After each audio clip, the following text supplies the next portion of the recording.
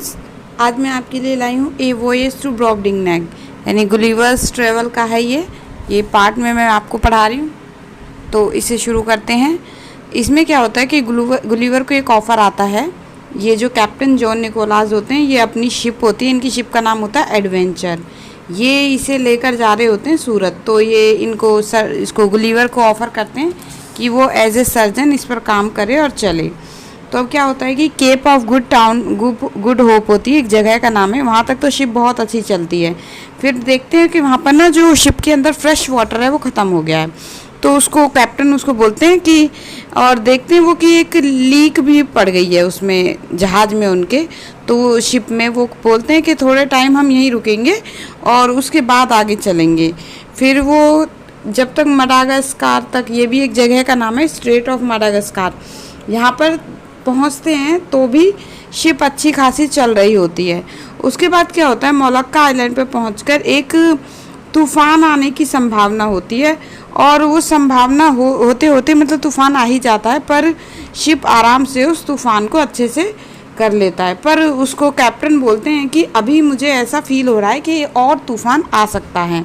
तो वो अपने पूरे लोगों को मतलब अलर्ट कर देते हैं कि तूफ़ान आ सकता है, इसलिए आप बिल्कुल चिंता मतलब बिल्कुल बेफिक्र होकर ना बैठें, अच्छे तरीके से अलर्ट रहें।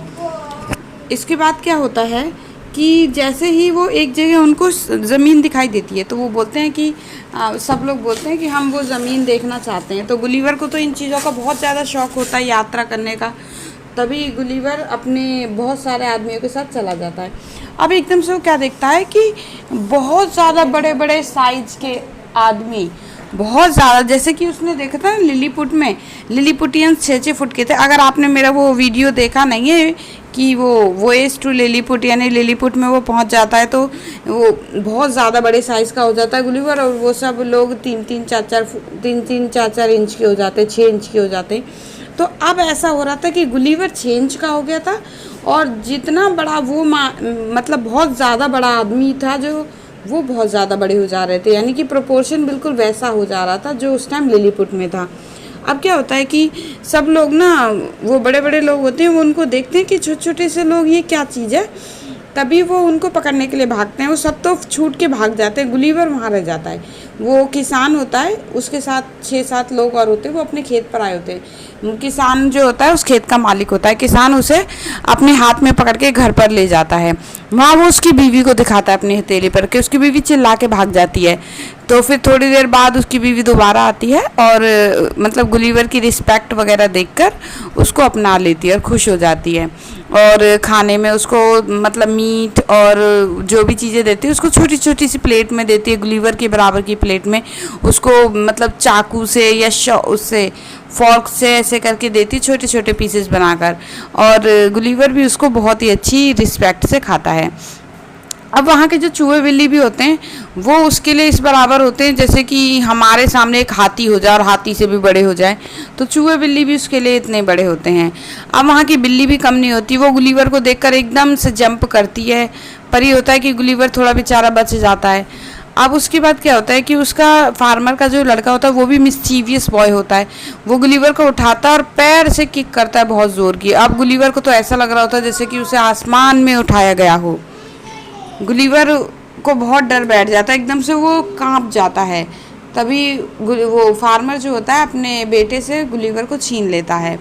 अब फार्मर की एक बेटी भी होती है, छोटी सी, बहुत प्यारी होती है वो। तो वो गुलिवर की मतलब देख भेख का जिम्मा ले लेती है, वो अपनी खुशी से करती है। अब क्या होता है, गुलिवर एक दिन सो रहा होता है रूम में, तभी एक चूहे आ जाते हैं 2-4 और गुलिवर को खाने के लिए घूमते हैं। लेकिन गुलिवर अपनी तलवार निकालता है, उनमें से एक को मार डालता है और बाकी सब भाग जाते हैं। और जो वो फार्मर की वाइफ होती है वो ये सब देखकर बहुत ज़्यादा खुश होती है। फिर अब पूरे तरीके से जो गुलिवर होता है उसको फार्मर की बेटी रख लेती है। अब क्या होता है कि ये बात उड़ते उड़ते, अब एक बात ये, जैसे फार्मर अपने दोस्तों से कहता है तो उसका दोस्त कहता है क्यों ना इस बात का फ़ायदा उठाया जाए। वो क्या कहता है उसको कि चलो इसको ना मेले में दिखाएंगे, पैसे की कमाई होगी। तो वो क्या करता है, अपनी बेटी को लेता है, क्योंकि गुलिवर को उसकी बेटी की आदत होती है और दोनों अपना बहुत अच्छे से बोलती हैं, भाषा वगैरह सिखाते हैं। तो वो उसको मेले में जाता है एग्जीबिशन के लिए, उसकी कमाई बहुत अच्छी होती है। अब वो बहुत खुश होने लग जाता है, तो वो अब हर रोज़ कभी इस शहर कभी उस शहर इस तरीके से गुलिवर को लेकर जाने लग जाता है और कमाई करने लग जाता है। किसान बहुत खुश होता है। तभी बात पहुँचते पहुँचते वहाँ के राजा और रानी तक पहुँचती है। रानी कहती है कि रानी देखती है तो बहुत हैरान होती है और बहुत खुश भी होती है। रानी बोलती है कि मुझे एक बार में इसे बेच दो, इसकी कीमत जो तुम चाहो रख सकते हो। फार्मर कीमत बोल देता है और इस तरीके से रानी उसे ख़रीद लेती है। अब जो गुलिवर होता है वो रानी को ये कहता है कि मैं एज ए नर्स अपने लिए इसी फार्मर की लड़की को चाहता हूँ, और फार्मर की लड़की को भी वहाँ महल में उसके साथ ले जाया जाता है। फार्मर की लड़की उसकी वैसी अच्छी देखभाल करती है। अब क्या होता है कि महल में रानी उसको बहुत प्यार से रखती है और वो भी रानी और राजा की बहुत ही ज़्यादा रिस्पेक्ट करता है। पर राजा बहुत ज़्यादा समझदार होता है। वो कहता है, उसे विश्वास नहीं होता कि इतनी छोटी इंच का आदमी हमारी वर्ल्ड में एग्जिस्ट करते हैं क्या। तो वो कई सवाल पूछते हैं गुलिवर से। गुलिवर अपने यहाँ के बारे में बताता है, पर राजा को थोड़ा कम विश्वास होता है। अब क्या होता है कि रानी के महल में एक और बोना होता है। बोना को बहुत ज़्यादा चिढ़ होती है, क्योंकि पहले रानी राजा पूरे तरीके से अपने इंटरटेनमेंट के लिए बोने पर ही निर्भर रहते थे, लेकिन अब राजा रानी को वो ज़्यादा अच्छे लगने लग जाता है गुलिवर। और गुलिवर उनको इंटरटेनमेंट भी करता है और उसके साथ नर्स भी होती है, तो सब लोग हैप्पी होते हैं।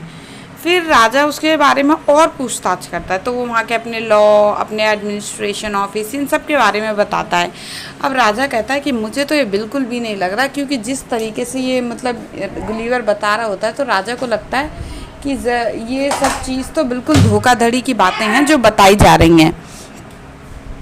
इस तरीके से क्या होता है कि राजा कोशिश करता है कि इनको इसके घर पहुँचाया जाए, पर अब उसे ये समझ नहीं आ रहा होता है कि आखिर इस तरीके के लोग आए कहाँ से, क्या ये वर्ल्ड में एग्जिस्ट करते हैं, इतना छोटा आदमी एग्जिस्ट कर रहा है।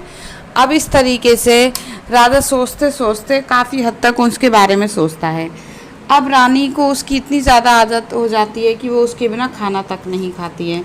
अब एक दिन क्या होती है, रानी और राजा सैर सपाटे पर निकलते हैं और वो उसे नाव के कोने, एक बॉक्स में रखा होता है गुलिवर को, और बॉक्स को वो नाव के कोने पर रख देते हैं। तभी एक चील आती है और उस बॉक्स को वो लेके उड़ जाती है। रानी राजा मुंह देखते रह जाते हैं। उसके बाद क्या होता है, उस बॉक्स को लेकर रानी, वो जो चील होती है उड़ गई होती है, वो उसके हाथ से वो बॉक्स गिर जाता है पानी में। वो बॉक्स तैरते तैरते एक नाव के पास पहुंचता है। अचानक क्या देखता है कि वो उन लोगों में आ जाता है जो उसके साइज़ के होते हैं, वो बॉक्स तैरते तैरते। तभी वो बॉक्स खुलता है, गुलिवर उसमें से निकलता है, नाव पर चढ़ जाता है। अब वो नाव पर जहाँ चढ़ता है तो वहाँ पर उसे थॉमस विलकॉक मिलते हैं, जो ये होते हैं, ये शिप का आदमी होता है, मतलब यानी शिप का मालिक होता है। अब गुलिवर उसको सारी बातें बताता है, पर उसे गुलिवर पर विश्वास नहीं होता है कि ऐसा भी होता है। पर गुलिवर उसे विश्वास दिलाता है कि ऐसा ही था और वो ये सब झेल कर आया है। इसके बाद गुलिवर को ना ये विश्वास नहीं, अब गुलिवर को बहुत बड़े लोगों को देख देख के इतना वहम हो चुका होता है कि उसे सब लोग बहुत बड़े बड़े दिख रहे होते हैं। फिर गुलिवर अपने घर आ जाता है आराम से और अपने बीवी बच्चों के साथ फिर से 1-2 महीने रहता है और फिर नई वॉयेज की तैयारी करता है। सो थैंक यू गाइस, आप इस चैनल को सब्सक्राइब करें, वीडियो को लाइक करें, और इंग्लिश ऑनर्स के लिए मेरा स्पेशल चैनल है। आप इंग्लिश ऑनर्स से रिलेटेड कोई भी क्वेरी हो, एग्ज़ाम से रिलेटेड क्वेरी हो, क्वेश्चन पेपर से रिलेटेड क्वेरी हो, और आपके क्वेश्चन पेपर हो, इसके लिए आप कमेंट कीजिएगा और मेरी वीडियो को लाइक कीजिए, चैनल को सब्सक्राइब कीजिए, शेयर कीजिए। Thank you.